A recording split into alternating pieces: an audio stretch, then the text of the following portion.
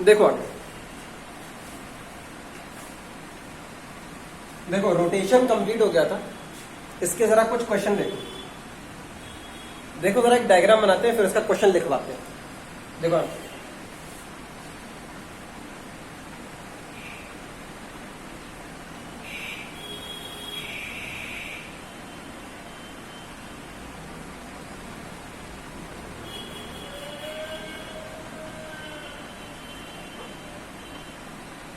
देखो, अब यहां पे जो देख रहे हो ये हमारे पास स्क्वायर है, ए बी सी डी। अच्छा, इसकी हमने साइड मान ली स्मॉल बी, ठीक है।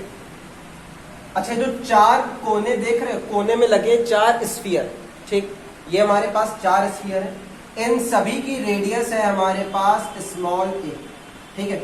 मान लो इन सभी की रेडियस हमारे पास स्मॉल ए है, इन सभी का मास हमारे पास स्मॉल एन है। मतलब अगर हम यहाँ पे इनमें से किसी स्फीयर की बात करेंगे तो उन सभी की रेडियस तुम्हें यहाँ पे इस तरह से ए दिख रही होगी और मास हमारे पास कैपिटल एन दिख रहा होगा, ठीक है। ये स्ट्रक्चर है। अब करना क्या है, यहाँ पे जो देख रहा हूँ ए डी, ये लाइन दिख रही है ए डी, तो हमें यहाँ पे इस ए डी के अबाउट मोमेंट ऑफ इनर्शिया निकालना है, ठीक है।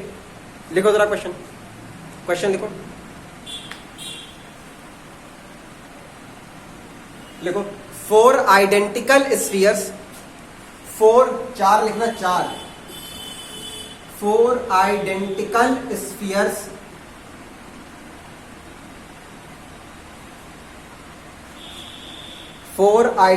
स्फीयर्स आर प्लेस्ड, चलो हम लिखते जा रहे हैं, देखो ध्यान से।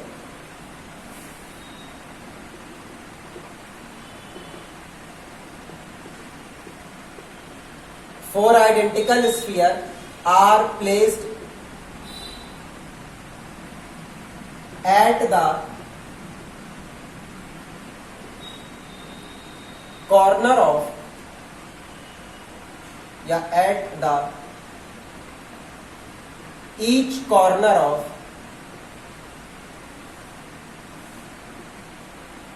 square, each corner of square of side of length b, हमारे पास साइड की लेंथ b है, ठीक है। if mass and radius of each sphere is m and a,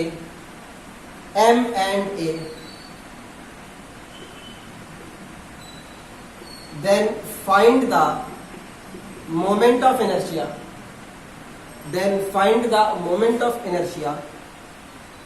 of the structure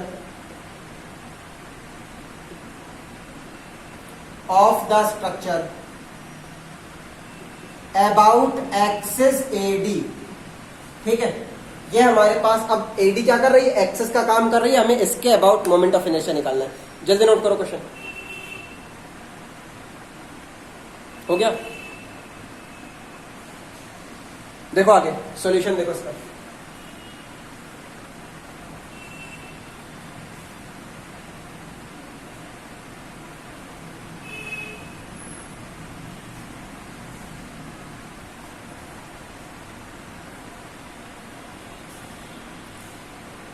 देखो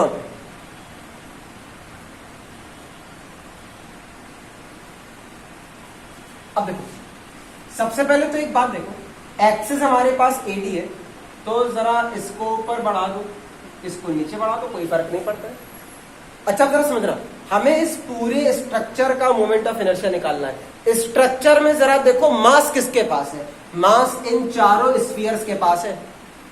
ये जो तुम कॉर्नर, ये स्क्वायर देख रहे हो, ये तो केवल एक बाउंड्री है।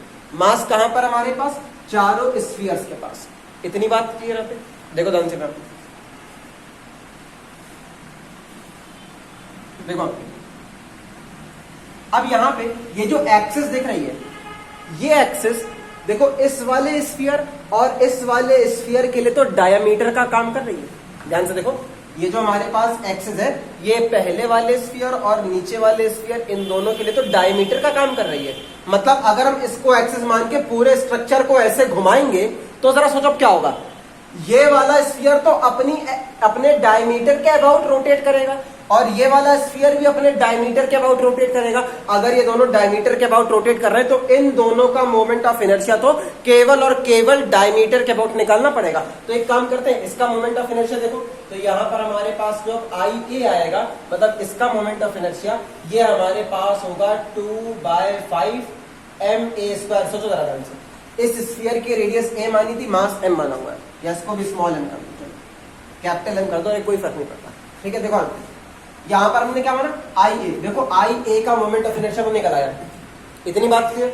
अब देखो नीचे वाला दिख रहा है, इसका भी निकाल सकते हैं। तो यहाँ पर जो ID देख रहे हो, इसका मोमेंट ऑफ इनर्शिया भी तो हमारे पास यही आएगा, 2/5 ma²। ये बात जरा समझो, ये हमारे पास एक्सिस है, हमारी स्ट्रक्चर इसी एक्सिस के चारों तरफ घूम रही है। तो जरा इस स्फीयर के बारे में सोचो, ये स्फीयर तो केवल ऐसे ही घूम रहा होगा ना अपने डायमीटर के अबाउट, ये वाला भी डायमीटर के अबाउट घूम रहा होगा। इन दोनों के मोमेंट ऑफ इनर्शिया आ गए। अब जरा इन दोनों की बात करते हैं। सोचो ये दोनों किसके अबाउट घूम रहे हैं, देखो ध्यान से।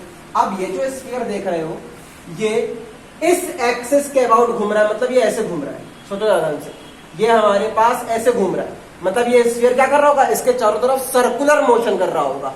इतनी बात समझी यहाँ पे। तो अब जरा एक बात सुनो, अगर हमारे पास एक्सिस सेंटर से नहीं जाती है तो सबसे पहला काम क्या होगा, हम अब इस स्फीयर का इस एक्सिस के अबाउट मोमेंट ऑफ इनर्शिया निकालेंगे। निकालने के लिए दो थ्योरम का यूज करते हैं, एक पैरेलल एक्सिस थ्योरम, दूसरी परपेंडिकुलर। तो एक काम करते हैं, यहां पर जरा पैरेलल एक्सिस थ्योरम लगाते हैं। चलो जरा देखते हैं। तो यहां पर किसकी बात कर रहे हैं, इस वाले स्फीयर की। तो यहां पर हमारे पास आ गया फॉर स्फीयर बी। देखो अब स्फीयर बी की बात करेंगे, इसमें हमें मोमेंट ऑफ इनर्शिया निकालना है किस एक्सिस के अबाउट, AD के अबाउट। ठीक है, तो अब यहां पर पैरेलल एक्सिस थ्योरम लगेगी, तो यहां पर लिख लो according to parallel axis theorem. ठीक है, इस थ्योरम के अकॉर्डिंग हमारे पास क्या क्या है जरा देखिए। हमारे पास रिजल्ट आता है I = ICM + ma² आता है। अच्छा, यहां पर हम a यूज कर चुके हैं, तो एक काम कर लो, इसको कैपिटल A कर दो। ठीक है, कोई परेशानी तो नहीं। हमने बस यहाँ पे सिंबल एक बार यूज कर लिया ना, तो उसकी जगह दूसरा रखना पड़ेगा। अब देखो, अब यहां पर जरा समझते I क्या होता है। हमें इस एक्सिस के अबाउट इसका मोमेंट ऑफ इनर्शिया निकालना है, तो यहीं पे तो हमारे पास ये I होगा। ICM क्या होगा, इसके पैरेलल एक एक्सिस आएगी, मतलब ये वाली, इसके अबाउट जो मोमेंट ऑफ इनर्शिया होगा वो ICM होगा। बात समझ आ रही कि नहीं आ रही यहाँ पे। A क्या होगा, A दोनों एक्सिस के बीच की दूरी होती है, दोनों एक्सिस के बीच की दूरी देखो क्या दे रखी है, B। तो यहाँ पे पहले तो जरा समझते हैं ICM क्या होगा। देखो ICM क्या है, इस स्फीयर का मोमेंट ऑफ इनर्शिया इस एक्सिस के अबाउट। तो ये तो फिर से इसका डायमीटर हो गया। तो अब ये जो ICM देख रहे हो, ICM हमारे पास होगा 2/5 ma², और यहाँ पर जो कैपिटल A देख रहे हो ये हमारा B के बराबर है। देखो जरा, दोनों एक्सिस के बीच की दूरी, इतनी बात समझे यहाँ पे। ये जरा उठा के रखो, तो अब हमारे पास रिजल्ट आएगा I। अच्छा जरा सुनो, किसके लिए कर रहे हैं, D के लिए कर रहे हैं ना, तो ये हो गया हमारे पास IB या कैपिटल B। इतनी कहानी क्लियर है यहाँ पे। अब देखो IB, ICM की जगह रखोगे ये आ गया हमारे पास 2/5 ma² प्लस यहाँ पर कैपिटल A की जगह रखना B, तो ये आ गया हमारे पास MB²। ये हमारे पास फर्स्ट इक्वेशन, ये सेकंड इक्वेशन, ये थर्ड इक्वेशन। इतनी बात क्लियर। अच्छा एक बात जरा सोचो, अगर तुम यहाँ पे IB निकाल चुके हो, मतलब इस वाले स्फीयर का मोमेंट ऑफ इनर्शिया इस एक्सिस के अबाउट निकाल चुके हो, तो नीचे वाले का भी तो मोमेंट ऑफ इनर्शिया निकाला जा सकता है। अब हम एक काम करेंगे, नीचे वाले का मोमेंट ऑफ इनर्शिया इसी एक्सिस के अबाउट निकालेंगे। ठीक है, देखो अब दोबारा करने की जरूरत है कि क्या, सोचो यही प्रोसेस को दोबारा रिपीट करना पड़ेगा। तो अब एक काम कर दो, यहाँ पर लिख दो सिमिलरली। सिमिलरली हमारे पास क्या आएगा, IC, इसका मोमेंट ऑफ इनर्शिया C वाले का, तो ये भी क्या होगा, यही फॉर्मूला आ जाएगा हमारे पास एज इट इज। तो ये आ जाएगा हमारे पास 2/5 ma² प्लस MB²। ये आ गई हमारे पास इक्वेशन नंबर 4। सोचो जरा, क्वेश्चन के हिसाब से हमें करना क्या था, क्वेश्चन के हिसाब से हमें ये करना था, हमें अपने पूरे स्ट्रक्चर का इस एक्सिस के अबाउट मोमेंट ऑफ इनर्शिया निकालना है। अब मोमेंट ऑफ इनर्शिया हमारे पास एक स्केलर क्वांटिटी होती है, तो सही तरीका क्या है, जितने स्ट्रक्चर दिख रहे हैं उन सभी का निकाल के ऐड कर दो। देखो जरा, 4 स्ट्रक्चर दिख रहे थे, हमने IA, ID, IB, IC निकाल दिया। अब इन चारों को ऐड कर देंगे, हमारे पास टोटल मोमेंट ऑफ इनर्शिया आ जाएगा। ठीक है, इतनी बात क्लियर है? हटा दें इसको, नोट करो जिसे नोट करना है। अब देखो फाइनल आंसर क्या करना है, तो यहां पर आएगा हमारे पास final moment of inertia. Final moment of inertia, इसमें क्या करोगे, सारे उठा के जोड़ दो, IA plus IB plus IC plus ID, चारों मोमेंट ऑफ इनर्शिया ऐड कर दो, हमारे पास टोटल मोमेंट ऑफ इनर्शिया आएगा। जल्दी नोट करो।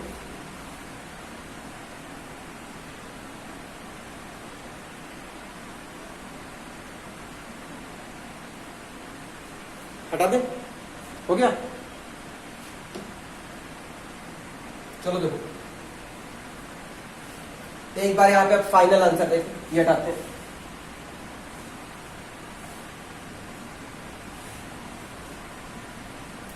देखो यहां पे इसको फाइनल।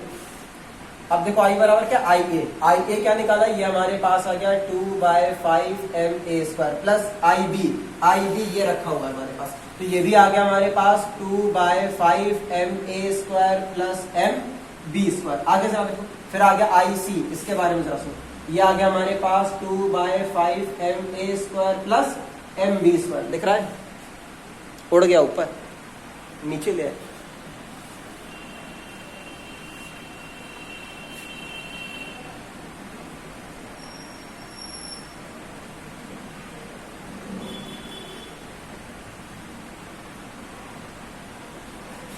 अब खुश, देखो यहाँ पे, ये हमने IA लिख दिया, ये IB आ गया, ये पूरा IC आ गया। अब क्या बचा हमारे पास, ID क्या आ गया हमारे पास 2/5MA²।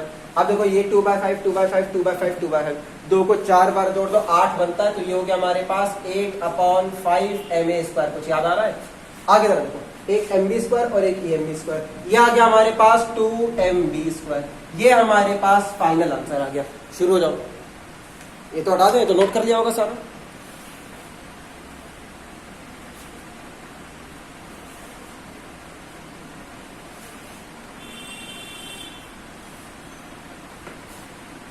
हटा दे, देखो आगे।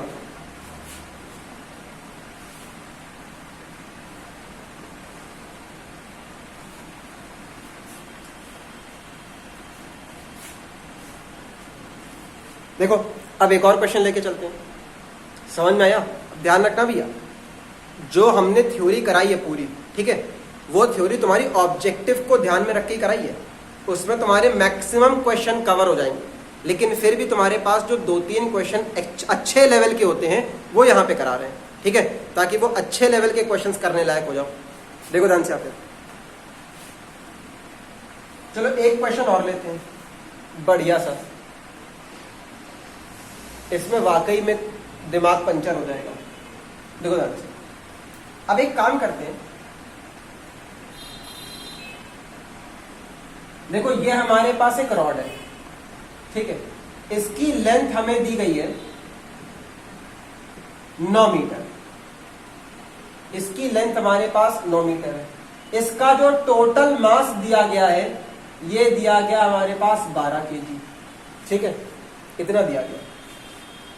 अब बताया गया क्वेश्चन में ये है, हमने अपने रॉड को 3 बराबर पार्ट में डिवाइड कर दिया, इस तरह से, 1 पार्ट, 2 पार्ट, 3 पार्ट।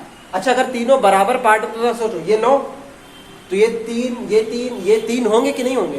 तो यहाँ पे हमारे पास तीनों कैसे हो गए, 3-3 मीटर के। हमने इसको 3 बराबर पार्ट में डिवाइड कर दिया। इसके बाद क्या करा, इन तीनों को मिला करके एक इक्विलेटरल ट्रायंगल बना दिया। इन तीनों को मिला करके इक्विलेटरल ट्रायंगल बना दिया। ये हमारे पास ट्रायंगल आ गया ABC। ध्यान से देखो, तो ये हमारे पास 3 मीटर, ये भी हमारे पास 3 मीटर, और ये भी हमारे पास आ गया 3 मीटर। इतनी बात क्लियर, यहां तक समझ नहीं आया? अब देखो, यहां पर हमारे पास एक पॉइंट है G। ये जो G देख रहे हो, ये हमारे ट्रायंगल का सेंट्रॉइड है। सेंट्रॉइड को हिंदी में केंद्रक कहते हैं। भैया हिंदी वाले लिख जरूर लेना, केंद्रक, ठीक है, इसको हम हिंदी में केंद्रक कहते हैं।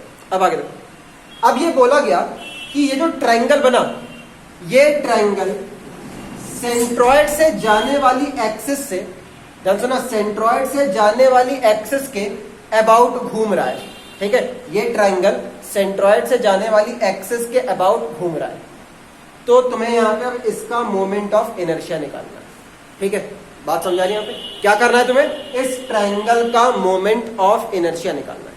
सबको समझ में? यहाँ पे क्वेश्चन क्या है, लिखो क्वेश्चन समझ में आ गया है, लेकिन लिखो तो लैंग्वेज में। एग्जाम में समझाएगा थोड़ा ना कोई आके, लैंग्वेज आएगी तुम्हारे पास। लिखो, चलो फिर से लिख ही देते हैं ताकि तुम देख लो ठीक से। लिखो,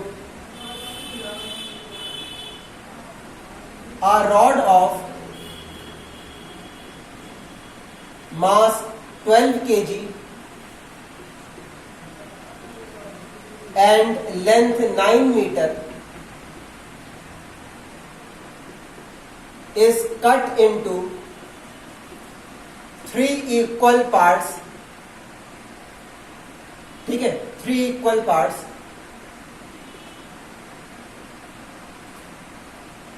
These equal parts together form an equilateral triangle. अच्छा, इक्विलेटरल ट्रायंगल क्या होता है? समबाहु त्रिभुज की बात हो रही है, समबाहु त्रिभुज जिसकी तीनों भुजाएं बराबर होती हैं, equilateral triangle. Form an equilateral triangle. अब देखो यहां पे क्वेश्चन शुरू होता है,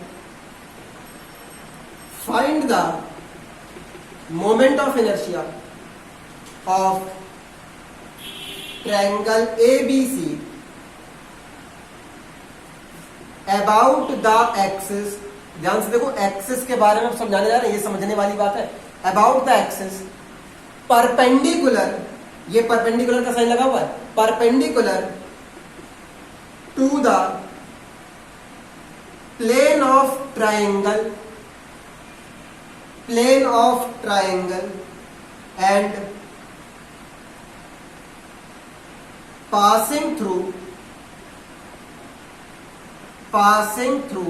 इट्स सेंट्रॉइड। सेंट्रॉइड क्या है? केंद्रक। ठीक है, मतलब क्या हमारी एक्सिस है? ये ट्रायंगल के प्लेन के परपेंडिकुलर है और सेंट्रॉइड से पास हो रही है। ट्रायंगल का प्लेन क्या है? जिसमें ट्रायंगल बना हुआ है, मतलब ये बोर्ड। एक्सिस क्या है? इसके परपेंडिकुलर। इतनी बात क्लियर? और वो सेंट्रॉइड से पास हो रही है। तो अब इसके अबाउट हमें यहाँ पे इस ट्रायंगल का मोमेंट ऑफ इनर्शिया निकालना है। इतनी कहानी समझ नहीं? यहाँ पे जल्दी से नोट करो क्वेश्चन, जल्दी से क्वेश्चन नोट करो। देख लो यहाँ पे, यहाँ पर हमने क्या करा, 9 मीटर का है, इसको 3 इक्वल पार्ट में डिवाइड करा सबसे पहले। ठीक है,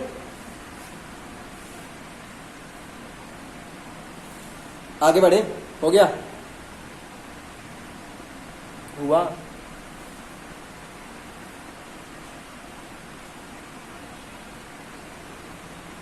चलो हटो।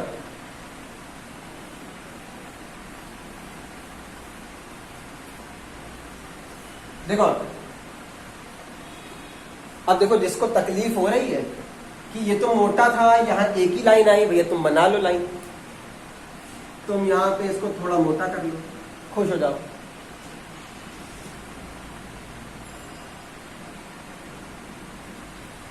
अब खुश, चैन मिल गया? देखो ध्यान से, आगे देखो। अब यहां पे हमें इसका मोमेंट ऑफ इनर्शिया निकालना। देखो ध्यान से, कभी भी ये मत सोचा करो कि ऐसा फिगर आ गया, अब क्या करें? फिगर को डिवाइड करो, कितने पार्ट में डिवाइड कर सकते हो?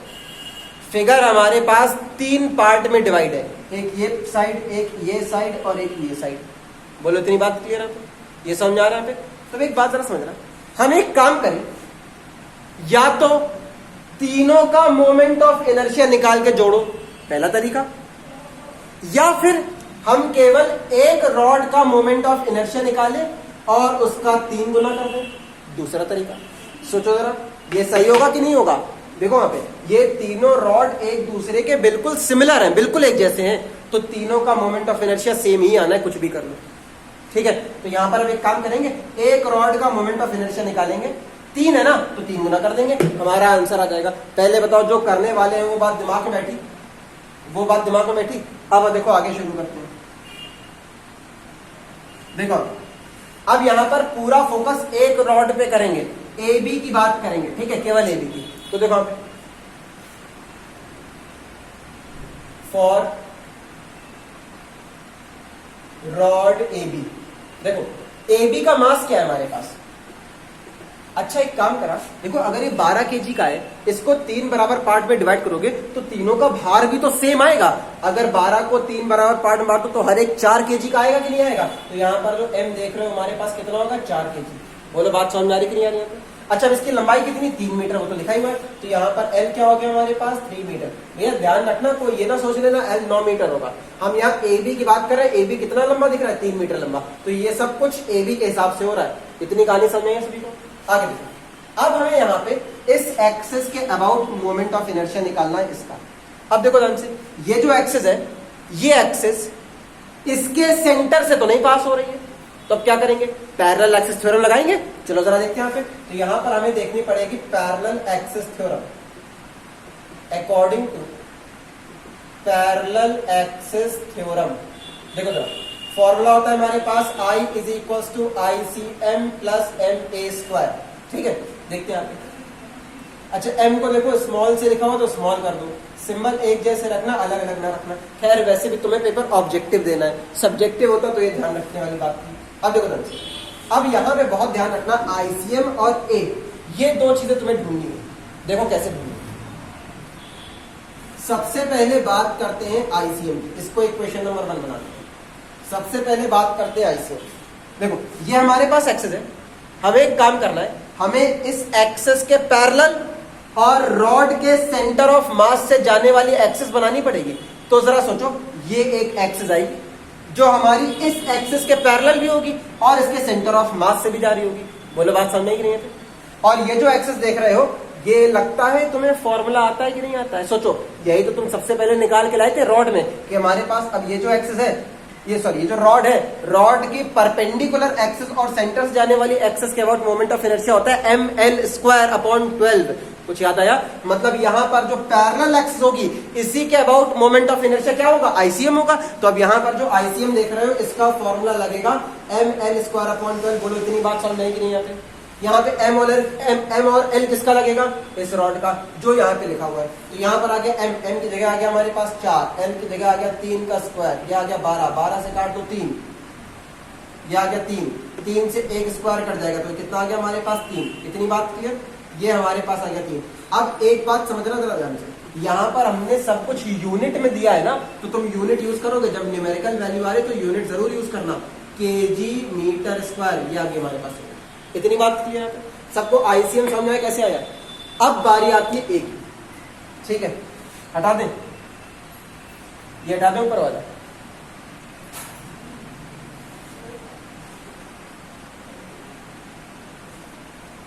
देखो मैं अब A निकालना है। A क्या होगा, A हमारे पास ये दूरी आई, बात समझ आ रही है यहाँ पे, यही हमारा A होगा। कुछ सोच पा रहे हो कि नहीं सोच पा रहे हो। अब इस A को कैसे निकालें, ध्यान से। अगर ये इक्विलेटरल ट्राइंगल है तो इसका पूरा एंगल 60 डिग्री का होगा, 60 होगा कि नहीं होगा। अच्छा इसमें एक काम कर दें, अगर हम इसको यहां से मिला दें तो ये एंगल डिवाइड हो जाएगा, आधा हो जाएगा। कैसे, देखो ध्यान से कैसे। अगर इक्विलेटरल ट्राइंगल देखते हो और उसको तुम इस तरह से मिला दो तो कुछ याद है। अब ये जो पॉइंट आएगा, यही तुम्हारा केंद्रक होता है, यही लंब केंद्र होता है, यही तुम्हारा सरकम सेंटर होता है। कुछ याद आ रहा है कि नहीं आ रहा है? यहाँ पे अंतः केंद्र होता है, बात क्लियर। सेंट्रॉइड यही पॉइंट, सरकम सेंटर यही पॉइंट, ठीक है, ऑर्थो सेंटर यही पॉइंट सबका काम करेगा। मतलब अब ये जो लाइन देख रहे हो, ये लाइन तुम्हारी मीडियन भी होगी, मध्य का भी होगी, और यही तुम्हारे पास एंगुलर बाइसेक्टर भी होगा। सोचो जरा, कोण का समद्विभाजक। मतलब अगर ये पूरा 60 है तो ऊपर 30 और नीचे भी तो 30 हो जाएगा। बोलो ये बात समझ में आ रही कि नहीं आ रही सभी को, इतना क्लियर हुआ पे। तो यहाँ पर हम एक बात ध्यान रखना, ये एंगल कितना होगा हमारा, 30 डिग्री। अच्छा और जरा सोचो, ये क्या होगा, ये परपेंडिकुलर होगा। ये समझ पा रहे हो कि नहीं समझ पा रहे हो, क्योंकि दो पैरेलल एक्सिस के बीच की दूरी हमेशा परपेंडिकुलर होती है। अब आगे, अच्छा अगर हम इस आधी डिस्टेंस की बात करें तो ये कितनी होगी, ये पूरा तो 3 है, देखो ध्यान से, ये पूरा तो 3 है। अगर हम यहां से यहां तक की डिस्टेंस की बात करें, इतना, ठीक है। चलो A B C, हमने इसको कोई पॉइंट D दे दिया। अगर हम B से D तक की बात करें तो ये हमारे पास कुछ 1.5 मीटर आएगा कि नहीं आएगा? इतनी कहानी समझ में नहीं आती। अब जरा सोचो, तुम्हें BD पता है, तुम्हें एंगल पता है, सोचो G से D तक दूरी नहीं निकाल सकते, क्योंकि जो G से D तक है वही तो यहाँ पर A का काम करेगा कि नहीं करेगा। तो यहाँ पर हमारे पास आता है ट्रायंगल कौन सा, BGD। तो यहाँ पर आया हमारे पास इन ट्रायंगल BGD। सोचो जरा, अगर tan 30 डिग्री ले लें तो कितना होगा, tan होगा परपेंडिकुलर और अपॉन में आएगा बेस। तो ये आ गया हमारे पास GD और अपॉन में आ गया BD। बोलो इतनी बात क्लियर, GD और अपॉन में आ गया BD। ठीक है, आगे देखो tan 30 हमारे पास कितना होता है 1/√3। GD जरा देखो, GD तो हमारे पास A है, ध्यान से देखो, G से D तक तो हमारे पास A है, ये हमने A रख दिया। अब यहाँ पर नीचे क्या रखा है हमारे पास BD, B से D ये कितना रखा है 1.5, ये आ गया हमारे पास 1.5, ऊपर भेज दो तो हमारे पास A आ जाएगा 1.5/√3।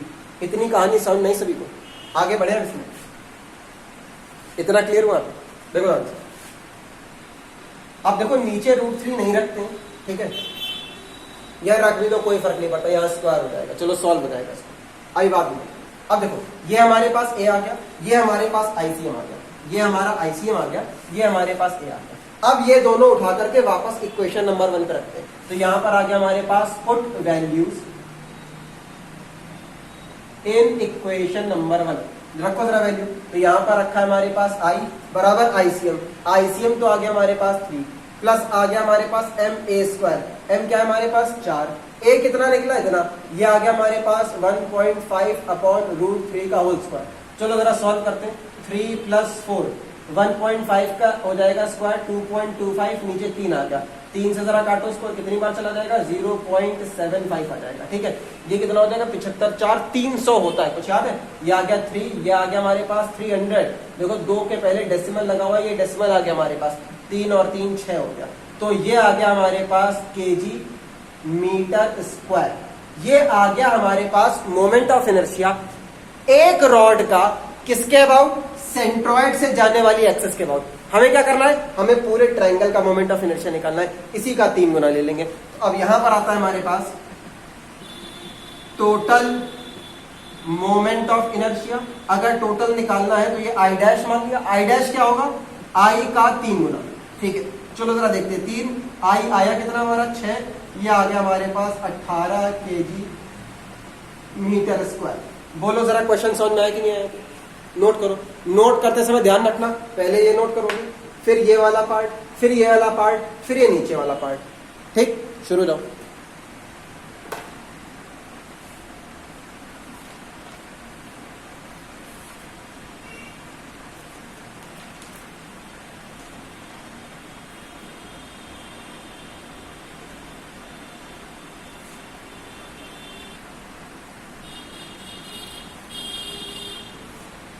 हटा दें,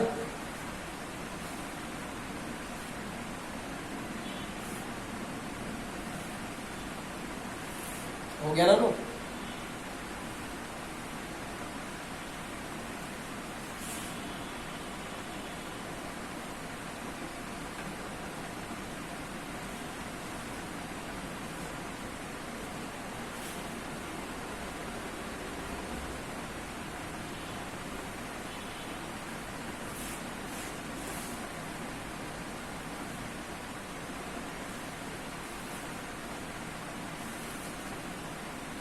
देखो आगे समझ में आए, क्वेश्चंस क्लियर हुए सभी को? चलो आगे देखते हैं, ध्यान रखना ये सबसे अच्छे लेवल के क्वेश्चन थे। ठीक है, इससे ऊपर लेवल नहीं जाएगा तुम्हारे पास, सबसे कठिन, और लगभग इतने कठिन भी तुम्हारे एग्जाम में नहीं आएंगे, आएंगे भी तो इतने कठिन क्वेश्चंस में तुम्हें 100 में से 2 या 3 क्वेश्चन देखने को मिलेंगे जो इस लेवल के। ठीक है, चलो आगे। और बाकी याद रखना, तुम्हारे पेपर में जो रोटेशन से क्वेश्चन आएंगे वो मैक्सिमम वही क्वेश्चन आएंगे जो इतनी तुम्हें थ्योरी कराई है। थ्योरी में जो कई सारे पॉइंट्स लिखवाए हैं उन्हीं पॉइंट से बार बार क्वेश्चंस बनते हैं। ठीक है, चलो आगे देखते हैं। अच्छा एक बात जरा देखो, तुमने वहां पे कुछ सीखा था, देखो तुमने 11th क्लास में इक्वेशंस ऑफ रोटेशनल मोशन सीखी थी। ठीक है, इक्वेशंस ऑफ रोटेशनल मोशन, वो एक बार दिखा देते हैं। ठीक है, आगे चल के अगर तुम्हें क्वेश्चंस मिलेंगे तो उन्हें अप्लाई कर लेना। देखो ध्यान से, लिख लो head, equations of rotational motion.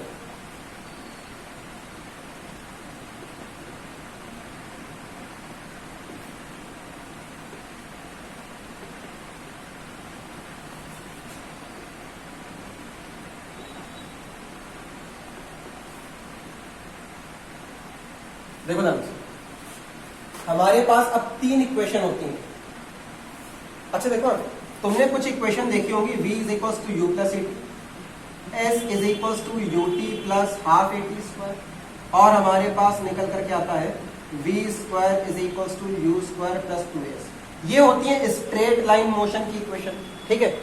बिल्कुल ऐसे ही रोटेशन आता है। देखो हम हमेशा बताते हैं, अगर स्ट्रेट लाइन मोशन ठीक से आता है तो रोटेशन स्ट्रेट लाइन मोशन की ही कॉपी है हमारे पास। जो जो चीजें हमारे पास स्ट्रेट लाइन में अप्लाई होती हैं, लगभग वैसी ही मिरर इमेज रोटेशन में अप्लाई होती है, ठीक है। चलो जरा देखते हैं, अगर तुम्हें ये इक्वेशन याद है तो देखो ये इक्वेशन बिल्कुल इन्हीं की शक्ल की होती है। अब यहाँ पर आता है हमारे पास पहली इक्वेशन आएगी omega is equals to omega naught, plus आता है हमारे पास अल्फा। सेकंड इक्वेशन आती है हमारे पास थीटा इज इक्वल्स टू आएगा हमारे पास omega naught t plus half alpha t square. देखो जरा ध्यान से, अब यहाँ पर तीसरी इक्वेशन आती है omega square is equals to omega naught square plus 2 alpha theta. ये हमारे पास 3 इक्वेशंस आती हैं। ध्यान रखना भैया, न्यूमेरिकल्स तुम्हें मिल सकते हैं एग्जाम में, ठीक है। आगे अच्छा, इन सबका टर्म बता देते हैं क्या होता है। ओमेगा तुम्हें पता है क्या होता है, ओमेगा होती है एंगुलर वेलोसिटी। अच्छा, अब यहाँ पे 2 दिख रहे हैं, ओमेगा और ओमेगा नॉट। देखो ध्यान से, अब यहाँ पर 2 दिख रहे हैं, ओमेगा ओमेगा नॉट। यहाँ पर जरा देखो, ओमेगा ओमेगा नॉट किसकी जगह है, v और u की जगह तो है। तो u होता था इनिशियल लीनियर वेलोसिटी, वैसे ही ओमेगा नॉट होता है इनिशियल एंगुलर वेलोसिटी। यहां पर होता है फाइनल वेलोसिटी, बिल्कुल वैसे ही होता है फाइनल एंगुलर वेलोसिटी। तो ओमेगा हो गया हमारे पास फाइनल एंगुलर वेलोसिटी, और यहां पर हो गया हमारे पास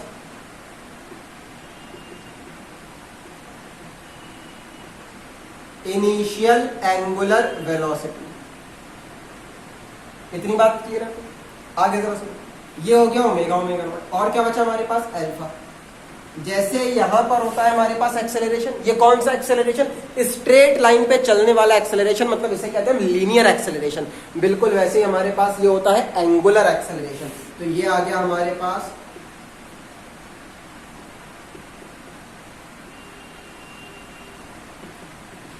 एंगुलर एक्सेलरेशन, ठीक है। आगे जरा देखो, अब क्या है हमारे पास टी, टी नहीं पता, क्या पता है ना, टाइम पीरियड। थीटा के बारे में सोचो, थीटा हमारे पास है एंगुलर डिस्प्लेसमेंट, ये हमारे पास होता है एंगुलर डिस्प्लेसमेंट। इतनी बात क्लियर, अब कुछ बचा, हो गया सब, ठीक है। अब देखो, देखना जो हमारे पास एस होता है, बिल्कुल वही वहां पे हमारे पास थीटा काम कर रहा होता है। एक बार नोट कर लो, अगर एग्जाम में क्वेश्चन आएगा तो इनसे कर लेना। अभी खैर हम 1-2 टर्म में इससे भी एक आधे क्वेश्चन प्रैक्टिस करवा देंगे, नोट करो।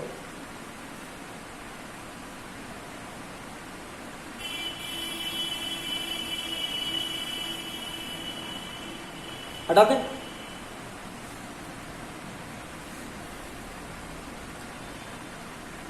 देखो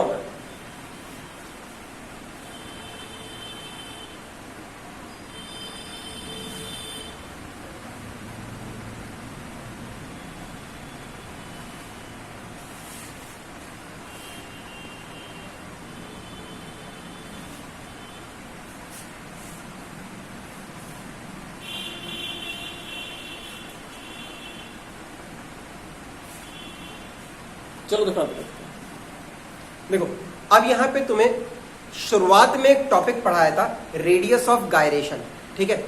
अब यहां पे तुम्हें अलग अलग फिगर्स की रेडियस ऑफ गायरेशन निकालना सिखाते हैं कि रेडियस ऑफ गायरेशन हमारे पास कैसे कैसे निकलेगी। देखो ध्यान से इंपॉर्टेंट है, क्योंकि इसके बाद जो हम न्यूमेरिकल करवाएंगे वो न्यूमेरिकल करवाएंगे रोलिंग ऑफ द बॉडी पे। रोलिंग ऑफ द बॉडी पे तुमने 2 फॉर्मूले देखे थे, v स्क्वायर का और a का, ठीक है। उन्हीं पे तुम्हें क्वेश्चंस करवाएंगे। उनके लिए सबसे ज्यादा जरूरी है रेडियस ऑफ गायरेशन निकालना। तो यहां पर अब हर एक फिगर की रेडियस ऑफ गायरेशन निकालना सीखेंगे, ठीक है। चलो देखते हैं। देखो अब एक काम कर लो, अपनी कॉपी में एक चार्ट जैसा बना दो।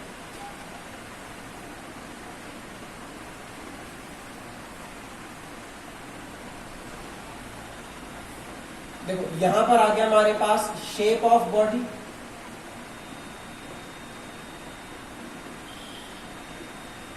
यहां पर आ गया हमारे पास शेप ऑफ बॉडी, यहां पर जरा यहां पर आता है हमारे पास रेडियस ऑफ गायरेशन।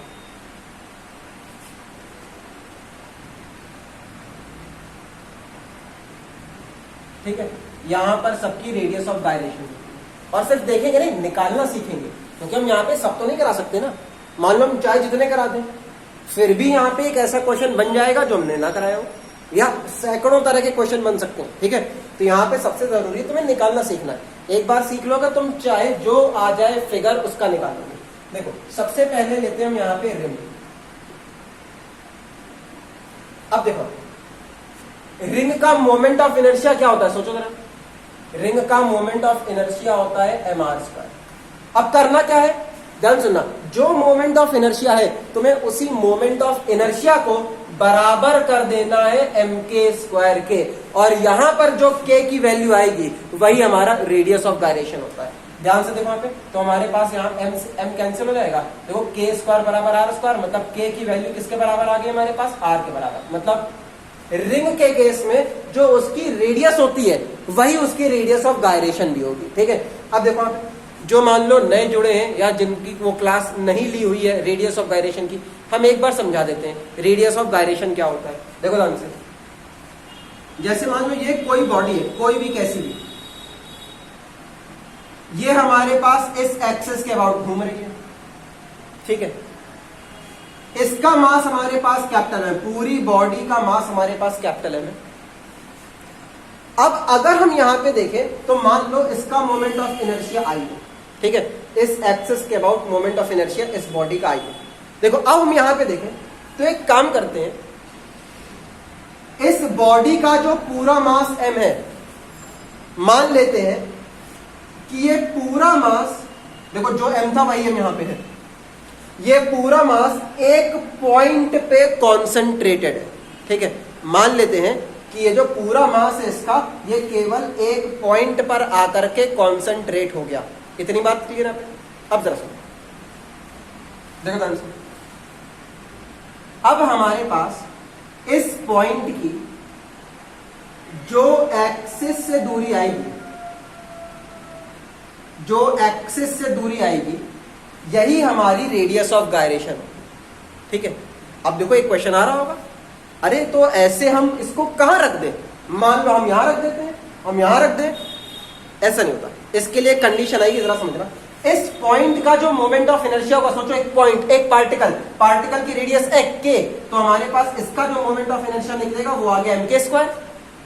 अब ये जो मोमेंट ऑफ इनर्शिया है, अगर ये मोमेंट ऑफ इनर्शिया इस बॉडी के ओरिजिनल मोमेंट ऑफ इनर्शिया के बराबर हो जाता है, तब हम यहां पर इस डिस्टेंस को रेडियस ऑफ गायरेशन कहते हैं। ध्यान सुनना यहां पे क्या, फिर सुनो, अगर मान लो हमारे पास कोई बॉडी है, ठीक है, और वो बॉडी किसी एक्सिस के अबाउट घूम रही है, उसका मोमेंट ऑफ इनर्शिया आई है, तो अब जरा सुनना ध्यान से, अगर हम यहां पर इस पूरी बॉडी के मास को एक पॉइंट पर कॉन्सेंट्रेट कर दें और फिर वो पॉइंट उसी एक्सिस के अबाउट कुछ दूरी पर रोटेशन करे या सर्कुलर मोशन करे, तो अब इस पार्टिकल का जो मोमेंट ऑफ इनर्शिया निकलेगा, अगर ये मोमेंट ऑफ इनर्शिया बॉडी के moment of inertia original I के बराबर आ जाता है, तभी हम इसको क्या कहते हैं, रेडियस ऑफ गायरेशन कहा जाता है। बोलो इतनी बात क्लियर है? अब जरा सुनो, करना क्या था, बॉडी का जो ओरिजिनल मोमेंट ऑफ इनर्शिया है, अगर तुम इसी को mk² के बराबर कर दो, तब जो k आता है वही तो मोमेंट ऑफ इनर्शिया होगा, सॉरी रेडियस ऑफ गायरेशन होगी। सोचो यहां पर क्या करा, हमने mk² को बॉडी के ओरिजिनल मोमेंट ऑफ इनर्शिया के बराबर कर दिया। अब जो k आया है वही क्या है, हमारी रेडियस ऑफ गायरेशन। बोलो कहानी सुननी यहाँ पे, ठीक है। बाकी जो नोट्स हैं तुम्हारे पास उसमें रीड करना, यही आएगा, यही तुम्हें देखने को मिलेगा। देखो अब आगे बढ़ाते हैं। देखो सेकंड पार्ट आता है हमारे पास डिस्क। अच्छा, डिस्क का मोमेंट ऑफ इनर्शिया क्या होता है, ये आता है हमारे पास हाफ mr²। क्या करना है, इस पूरे मोमेंट ऑफ इनर्शिया को mk² के बराबर कर दो। देखो m से m कैंसिल हो गया, तो सोचो यहाँ पर k क्या आएगा, रूट लोगे, ये 2 का रूट आ जाएगा, तो हमारे पास आ गया r/√2। ये होती है हमारे पास डिस्क की रेडियस ऑफ गायरेशन। इतनी बात क्लियर यहाँ पे। आगे देखो, आगे देखते हैं तीसरा। चलो मान लेते हैं हम यहाँ पे स्फीयर ले लेते हैं। स्फीयर का मोमेंट ऑफ इनर्शिया होता है 2/5 mr²। अगर तुम इसी को बराबर कर दो mk² के, तो जो k आएगा भाई रेडियस ऑफ गायरेशन। देखो जरा k क्या आएगा हमारे पास, तो यहाँ पर हमारे पास k आएगा, देखो अंडर रूट लग जाएगा 2/5 में, तो यहाँ पर आ गया √2/5 और ये हमारे पास आ गया r। बोलो इतनी कहानी समझ यहाँ पे। आगे जरा सोचो, और भी कर सकते हो। यहाँ पर ले लो तुम चौथा पॉइंट, स्फेरिकल शेल। ये आएगा स्फेरिकल शेल। अच्छा, स्फेरिकल शेल को और क्या कहते हैं, ये हमारे पास होता है होलोस्फीयर। ठीक है, यहां पर होलोस्फीयर देख लेते हैं। होलोस्फीयर का हमारे पास मोमेंट ऑफ इनर्शिया होता है 2/3 mr²। अगर इसी को mk² के बराबर कर दो, तो हमारे पास जो k आएगी वो रेडियस ऑफ गायरेशन। m से m कैंसिल हो गया, तो k की वैल्यू क्या आएगी, अंडर रूट में 2/3r। तो देखो इसको आगे लिख देते हैं, तो यहां से हमारे पास k क्या निकल रहा है, ये आ गया हमारे पास अंडर रूट में 2/3 और ये आ गया हमारे पास r। इतनी बात क्लियर। ये आ गया हमारे पास अंडर रूट 2/3r। ये रेडियस ऑफ गायरेशन आ गई है स्फेरिकल शेल या फिर होलोस्फीयर की। बोलो इतनी कहानी समझ नहीं आती। ठीक है, नोट करो इतना, जल्दी करो।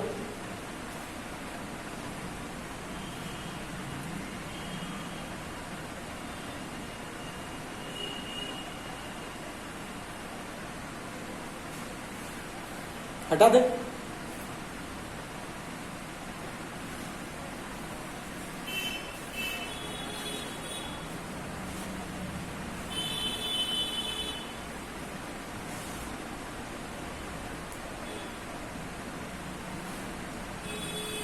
चलो मान लेते हैं हमारे पास सिलेंडर आएगा। अब मान लो हमारे पास सिलेंडर आ गया, तो सिलेंडर का मोमेंट ऑफ इनर्शिया क्या होता है, ये होता है हमारे पास 1/2 mr²। अच्छा, 1/2 mr² है, तो ये हो गया हमारे पास mk²। m से m कैंसिल, तो यहाँ पर हमारे पास m आ गया r/√2। देखो यही तो डिस्क के लिए आया था, सॉरी के आया था, ये हमारे पास क्या है।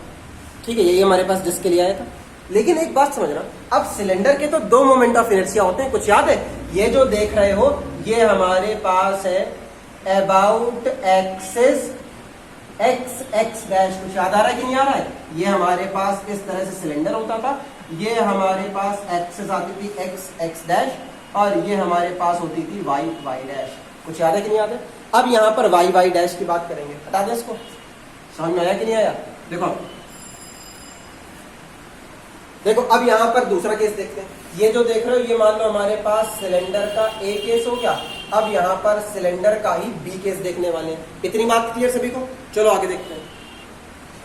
देखो अब y डैश के अबाउट हमारे पास मोमेंट ऑफ इनर्शिया होता है m r² प्लस l²/12। अगर ये हमारे पास mk² के बराबर आ जाए तो बात बन गई। m से m हटा दो। अब देखो ये बड़ी सी वैल्यू है, कोई बात नहीं, रूट लग जाएगा हमारे पास। तो यहाँ पर हमारे पास अब k आता है अंडर रूट में r² प्लस l²/12। ये हमारे पास होता है radius of gyration about axis y dash. ये आ जाएगा हमारे पास अबाउट एक्सिस y डैश। ठीक है, देखो इसको एक और आखिरी फिगर कर लो। देखो तुमने एक चीज और देखी होगी, कुछ याद है। एक हमने डिस्क देखी थी विद कंसेंट्रिक होल, कुछ याद है। यहां पर हमारे पास थी डिस्क विद कंसेंट्रिक होल, कुछ याद है इसमें। देखो इसका मोमेंट ऑफ इनर्शिया क्या होता है, कुछ याद है, सब खा गए। देखो इसका मोमेंट ऑफ इनर्शिया आता है हमारे पास half m R² plus small r। ठीक है, अगर हम वही काम करते हैं, इसको mk² के बराबर कर दें तो हमारे पास m से m हट गया। तो यहाँ पर हमारे पास फाइनल रिजल्ट k का आएगा। ये तो रहेगा ही, नीचे हमारे पास 2 है, अंडर रूट ले लो। तो यहाँ पर आ गया हमारे पास R² plus small r square, और नीचे आ गया हमारे पास, या पूरे में ही लगेगा, ये 2 आ गया, यहाँ पूरे में हमारे पास अंडर रूट लग जाएगा। ये हमारे पास इसकी रेडियस ऑफ गायरेशन आ गई। नोट कर लो इतना, शुरू हो जाओ जल्दी से।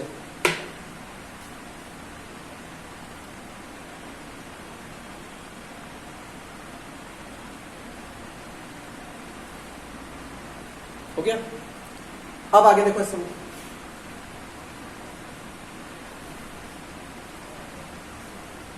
देखो ये तो तुम्हारे पास सारी एलिमेंट्री चीजें हो गई, आसान मान लो। अगर मान लो कभी एग्जाम में ज्यादा कठिन क्वेश्चन आएगा तो उसमें क्या करोगे? मान लो इस तरह से पूछ लिया गया तुमसे, देखो जरा एक क्वेश्चन लिख रहे हैं, मान लो इस तरह से पूछ लिया गया, radius of gyration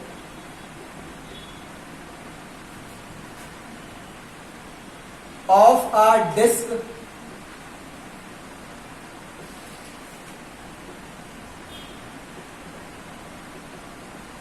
rotating about its diameter, ठीक है, रोटेटिंग अबाउट इट्स डायमीटर, मतलब क्या है, हमारे पास एक डिस्क है और वो डिस्क अपने डायमीटर के अबाउट रोटेट कर रही है। जरा सुनो, क्या अब ये हमारे पास एक डिस्क है, ये इसका डायमीटर आ गया, डिस्क क्या कर रही है, अब ये डायमीटर है, डायमीटर के अबाउट ऐसे घूम रही है, ठीक है, मतलब ये वाला हिस्सा पीछे जाएगा, ये वाला हिस्सा आगे आएगा, और ये ऐसे घूम रही है। अगर ये ऐसे घूम रही है तो अब जरा समझना, हमें करना क्या होता है, मोमेंट ऑफ इनर्शिया को mk स्क्वायर के बराबर करना होता है। लेकिन अगर डिस्क ऐसे घूम रही है तो अब जो मोमेंट ऑफ इनर्शिया आएगा वो क्या होगा तुम्हारा, id। कुछ याद आ रहा है कि नहीं आ रहा है? इसके अबाउट मोमेंट ऑफ इनर्शिया क्या निकाल के आते थे, id। कुछ याद आया? अब इसी id को तुम्हें किसके बराबर करना है, mk स्क्वायर। और तुम्हें कुछ याद है इस id का, मतलब डायमीटर के अबाउट मोमेंट ऑफ इनर्शिया क्या होता था, डिस्क का होता था 1/4 mr स्क्वायर। बोलो जरा, कुछ याद आया कि नहीं आया? बोलो, याद आया कि नहीं आया? तो एक बात ध्यान रखना, अगर तुम्हारे पास कभी ऐसा क्वेश्चन आता है जिसमें एक्सेस ऑफ रोटेशन बता दी जाए, देखो यहां बता दिया गया कि डायमीटर के अबाउट रोटेट कर रहा है, अगर ये डायमीटर के अबाउट रोटेट कर रहा है तो अब हमें एक्सेस बता दी गई है, और अगर एक्सेस बता दी गई है तो उसी एक्सेस के अबाउट तुम्हें यहां पर मोमेंट ऑफ इनर्शिया यूज करना पड़ेगा, और उसी को बराबर कर देना एम के स्क्वायर के। तो यहां से हमारे पास एम से एम कैंसिल हो गया। सोचो जरा, के क्या आएगा, अंडर रूट ले लो तो आर आ गया, यहाँ पे नीचे 4 का अंडर रूट 2 बचेगा। अब ये आ गई हमारे पास रेडियस ऑफ गायरेशन। तो अब जरा सोचो, अब ये सोच पा रहे हो कि नहीं सोच पा रहे हो? मान लो ऐसे पूछ लिया गया, radius of gyration of a disc rotating about a tangent. अगर टेंजेंट के अबाउट पूछ लिया गया तो तुम यहां पर टेंजेंट के अबाउट मोमेंट ऑफ इनर्शिया निकालोगे और उसको एम के स्क्वायर के बराबर कर दोगे और ये निकल आएगा। अच्छा बताओ, एक बात याद है, टॉपिक शुरू करने से पहले एक बात बताई तुम्हें यह बताया था हमने, तुम यहां पे रेडियस ऑफ गायरेशन निकालने का प्रोसेस सीखो। यहां पर सारे टॉपिक कराए ही नहीं जा सकते। सोचो जरा, पहली बार हमने तुम्हें जितने कराए टॉपिक, ठीक है, उसमें जरा सोचो, हर एक में 2-2, 3-3 पार्ट थे, कुल मिलाकर के 20-25 हो गए होंगे। वो 20-25, थोड़ा दिमाग लगाओ, क्या केवल वही 20-25 होंगे क्या? और नहीं हो सकते। हम यहां पे कोई ऐसी एक्सिस बना दें, अब ये इसके अबाउट डिस्क रोटेट कर रही है, इस केस में इसकी रेडियस ऑफ गायरेशन क्या होगी? तुम्हें प्रोसेस पता होना चाहिए। जो भी एक्सिस दे दी गई है उस एक्सिस के अबाउट मोमेंट ऑफ इनर्शिया निकालो, उसको एम के स्क्वायर के बराबर कर दो, तो यहां पर रिजल्ट आ जाएगा। बोलो बात समझ नहीं कि नहीं? यहाँ पे ये समझ आया? एक बार इसको भी नोट कर लो, अगर मान लो कुछ अलग आएगा तुम्हें कम से कम आता तो हो तरीका, नोट करो। वैसे इस लेवल पे बातें तुम्हारे एग्जाम में नहीं आती, फिर भी तैयारी जब करी जाती है, पढ़ा जब जाता है, तो एग्जाम से एक लेवल ऊपर ही पढ़ा जाता है। हमें हर एक दायरा पता हो जहां तक एग्जाम पूछ सकता है। नोट करो।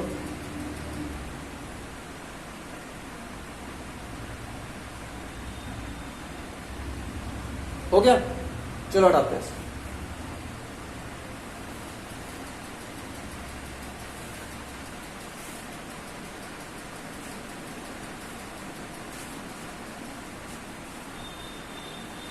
ठीक है, चलो बाकी फिर अब अगले दिन।